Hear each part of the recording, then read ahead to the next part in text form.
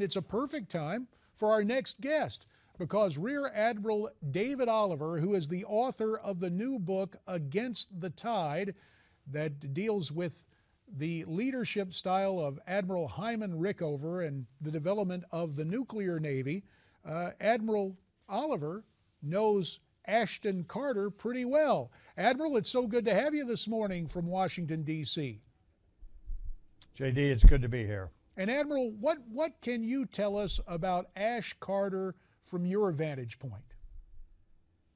I think Ash is really a good person to have in there right now. He has had the opportunity.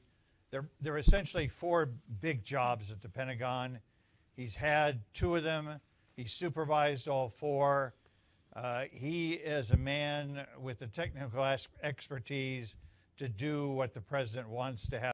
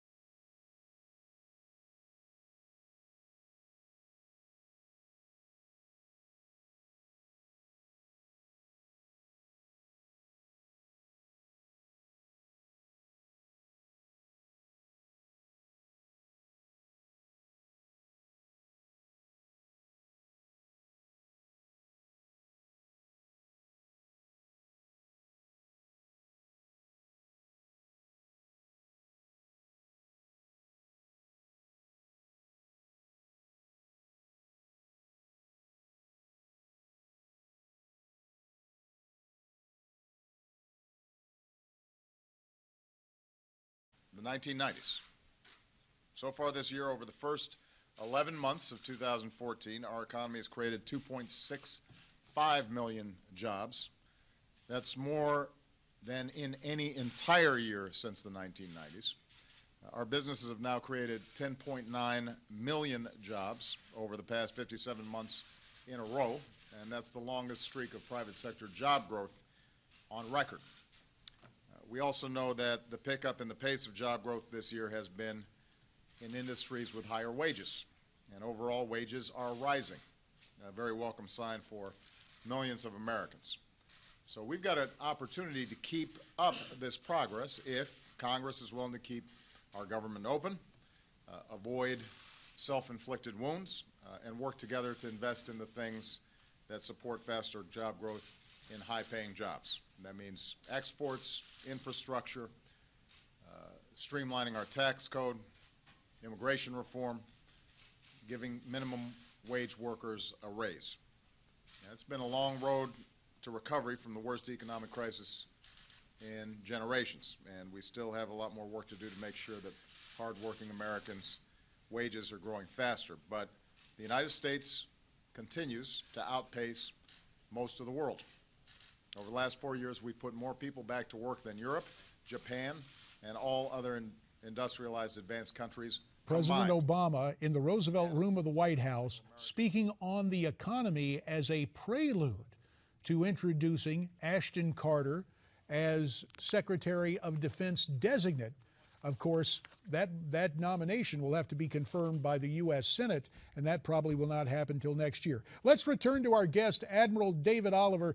Admiral Oliver, pardon the interruption there, but we appreciate your perspective on Ash Carter. Let me turn to the subject of your book, Against the Tide, and the leadership style of Admiral Hyman Rickover in establishing the nuclear navy. When you think back about Rickover, you served under him. What was it like working with and for that man? I think it was the I think it was the most instructive. It was the most important time of my life, and I wrote the book because I wanted to record how important it was for our country.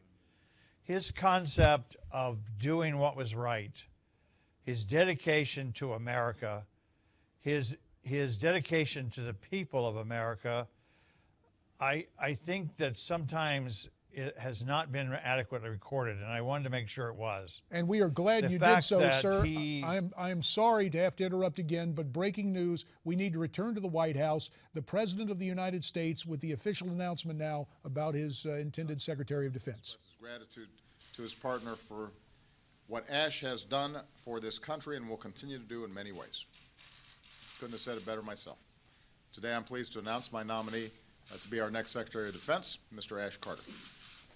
Now, with a record of service that has spanned more than 30 years as a public servant, as an advisor, as a scholar, Ash is rightly regarded as one of our nation's foremost national security leaders. As a top member of our Pentagon team for the first 5 years of my presidency, including his 2 years as Deputy Secretary, he was at the table in the Situation Room. He was by my side navigating complex security challenges that we were confronting. I relied on his expertise, and I relied on his judgment. I think it's fair to say that, Ash, in your one-year attempt at retirement from public service, you failed miserably. But I am deeply grateful that you're willing to go back at it. Ash, as some of you know, brings a unique blend of strategic perspective and technical know-how. As a student of history, he understands the United States, and I'm quoting him now, is the single most provider of security in the world, and he played a key role in devising our defense strategy to advance that security. He's also a physicist, which means that he's one of the few people who actually understand how many of our defense systems work.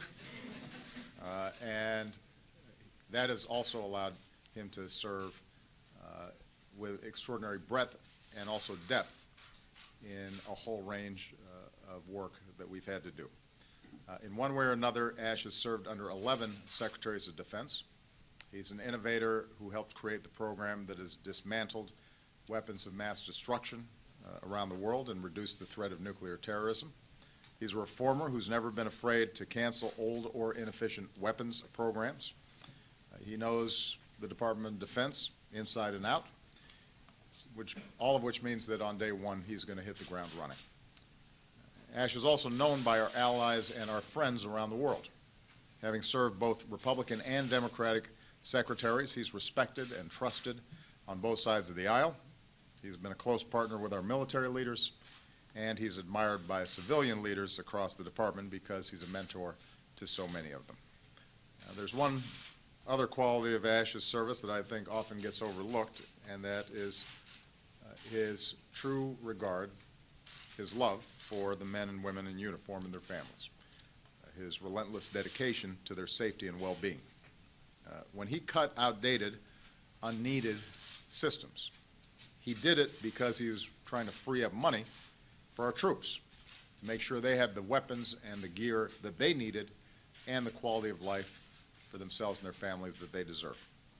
When our troops in Iraq and Afghanistan were struggling to defend against roadside bombs, he moved heaven and earth to rush them new body armor and vehicles.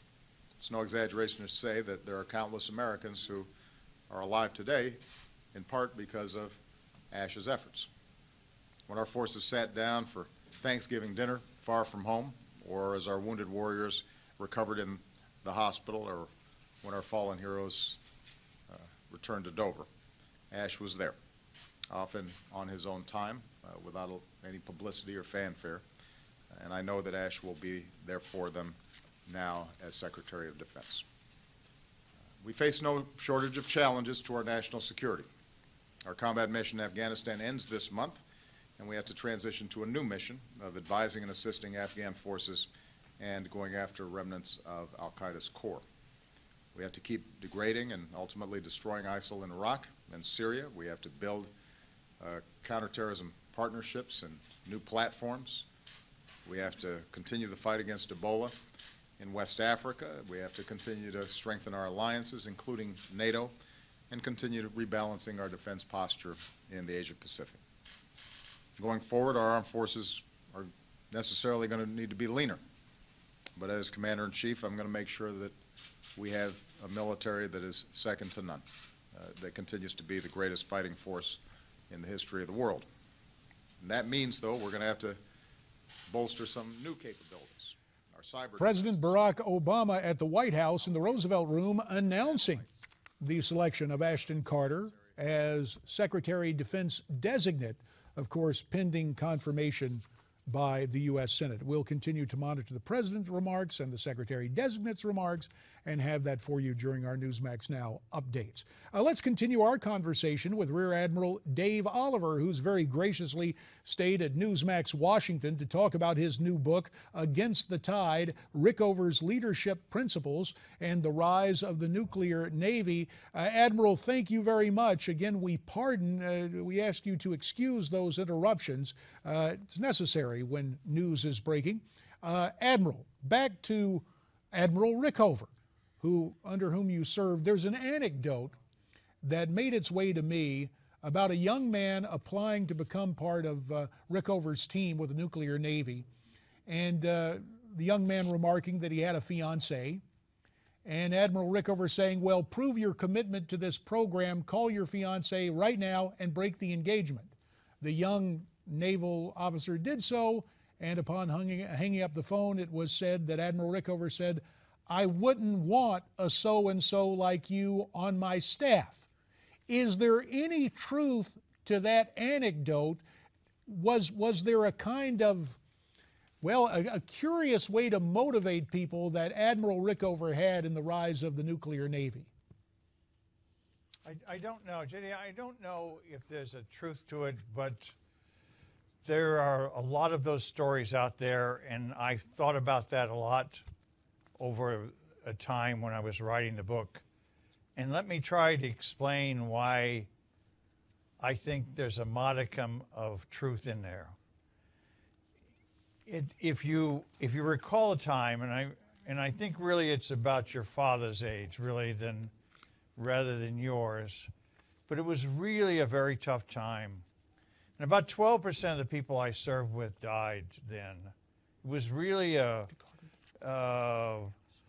we were really struggling. The presidents of the United States were really focused on trying to get submarines at sea to meet the threat of the Soviet Union and Khrushchev and Sputnik.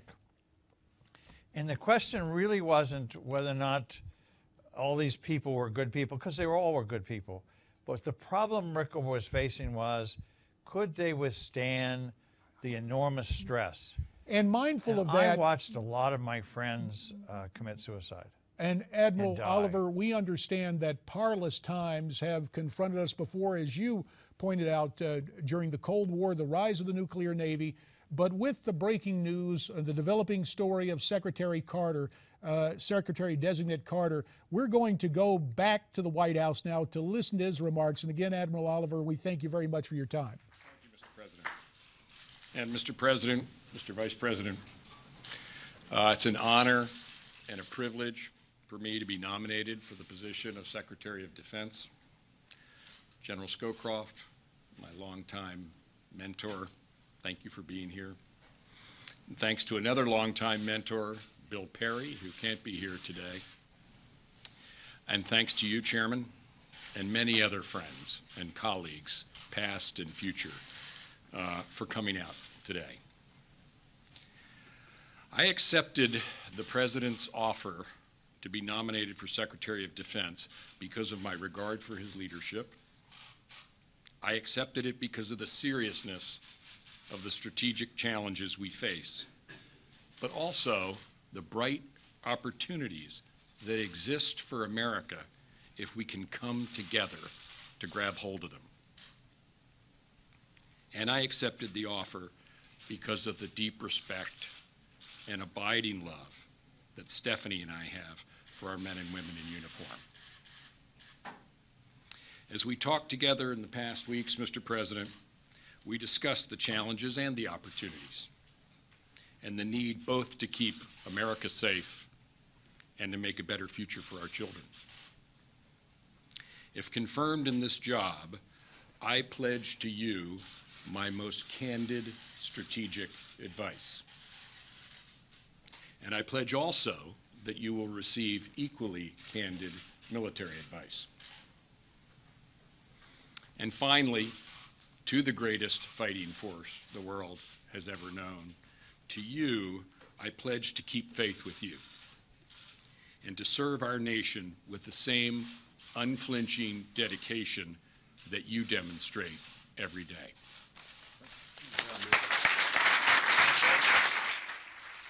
And there is the official announcement and the remarks from the Secretary-Designate of Defense, Ashton Carter. You see a handshake, a smile, an embrace from the President of the United States, with Vice President Joe Biden looking on this ceremony today in the Roosevelt Room at 1600 Pennsylvania Avenue. Let's return now to Newsmax Washington, where Rear Admiral Dave Oliver has been exceedingly patient with us. We've taken a look at naval history in his book, Against the Tide, but as so often is the case with a developing story, we admire and we lean on Rear Admiral Oliver's knowledge of the Pentagon and his knowledge of Ashton Carter. Admiral Oliver, you heard what Secretary-Designate Carter had to say. Is he striking the right note, in your opinion, as he takes over, or is named to take over prospectively, the leadership position at the Pentagon? I thought he did. He said he talked to the president. He noted that it was up to the Senate, of course, to confirm him. Those are the careful notes that you do if you've been around the Pentagon and Washington as long as Ash has and as you have, J.D. You know, we both know those are the notes you have to sound. He notes he and Stephanie's love of the men and women in uniform, and they were all cautious notes, and also notes that these are perilous times. Those are all the right tones, I think, and I think you've been in office as long as I've been in this town.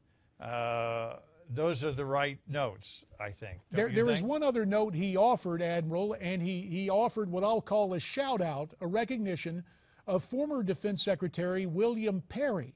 Now, I will tell you, I can recall in the Clinton administration when Secretary Perry came to address us as incoming members of a new congressional majority, I specifically asked Secretary Perry about a looming North Korean threat, and to put it politely, he sidestepped the question. Now, Ash Carter has been someone who in the past has advocated military action against North Korea.